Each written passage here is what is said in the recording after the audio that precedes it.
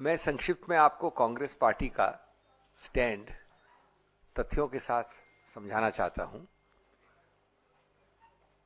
Stand का मूल तत्व ये है कि संस्थाओं के समन्वय, जिसको हम कमिटी ऑफ इंस्टीट्यूशंस कहते हैं, और संविधान की आत्मा और अक्षर दोनों का अगर सही अनुपालन करना है तो ये आवश्यक है कि एक ऐसा पारदर्शी, निष्पक्ष, संतुलित निर्णय लिया जाए जो जनहित का हो, जो गणतंत्र के हित का हो, और जो एक समतल जमीन लेवल प्लेइंग फील्ड, जो हमारे गणतंत्र का आधार है और संविधान की नींव है, उसको सबसे उत्तीर्ण स्थान पे ले जाए।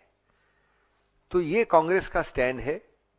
और इसके जो बाकी तथ्य हैं वो ये हैं।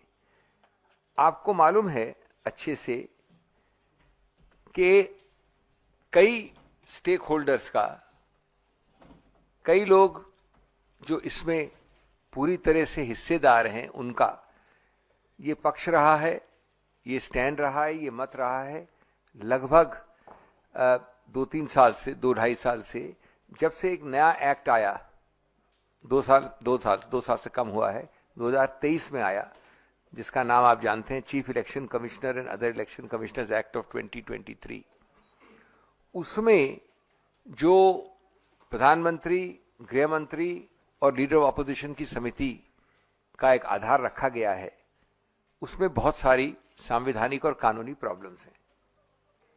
ऐसी कई प्रॉब्लम्स रखी गई उच्चतम न्यायालय के समक्ष, और उच्चतम न्यायालय ने 2 मार्च 2023 को, यानी आज से लगभग 2 वर्ष पहले, एक जजमेंट है अनूप बरनवाल करके, उसमें पूरे संविधान की जांच की, विश्लेषण किया और कहा कि ये आवश्यक है हमारे गणतंत्र और हमारे गणतंत्र की निष्पक्षता और समतल जमीन के लिए कि जो सीईसी और ईसी चुने जाएं, उनकी समिति में माननीय प्रधानमंत्री हों, माननीय मुख्य न्यायाधीश भारत के हों सीजेआई, और माननीय एलओपी हों।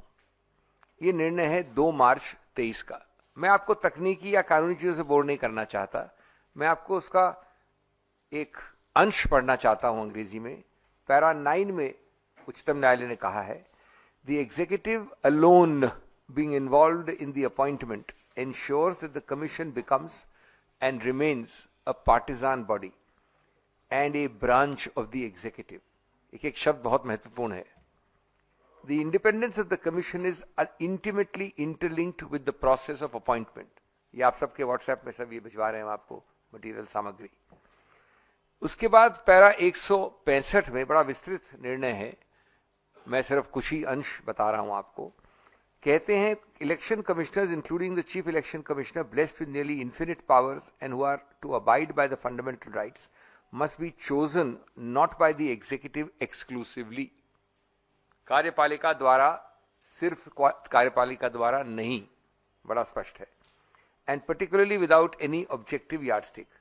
फिर 119 में कहा है, in order to allow independence in the functioning of the election commission as a constitutional body, the office of the CEC as well as the election commissioners have to be insulated, शब्द है insulated, from the executive। और कई para से एक para और है 8, जहां कहा है कि like the judiciary, election commission को, चुनाव आयोग को न्यायपालिका का स्तर दिया गया है, क्योंकि संवैधानिक संस्था है, वो कानूनी नहीं है सिर्फ। Like the judiciary, the election commission must display fearless independence. In the absence of norms regarding the appointment, a central norm, namely institutional integrity, is adversely affected. An independent appointment mechanism would guarantee eschewing of even the prospect of bias. अब ये निर्णय आया था, जैसा मैंने बोला आपको, 2 मार्च को 2023 को। इसकी आत्मा क्या है, इसका उद्देश्य क्या है, इसका मंतव्य क्या है, इसकी सोच क्या है कि अभी आपके पास कोई कानून नहीं है, इसलिए हम ये न्यायाधीशों द्वारा बनाया गया कानून लागू कर रहे हैं। इन उद्देश्यों से, जो मैंने उद्देश्य पढ़े आपको, ये 4 उद्देश्य, स्वतंत्रता, निष्पक्षता, कार्यपालिका से दूर, इत्यादि इत्यादि। और इसलिए हम सोचते हैं कि माननीय मुख्य न्यायाधीश को होना चाहिए।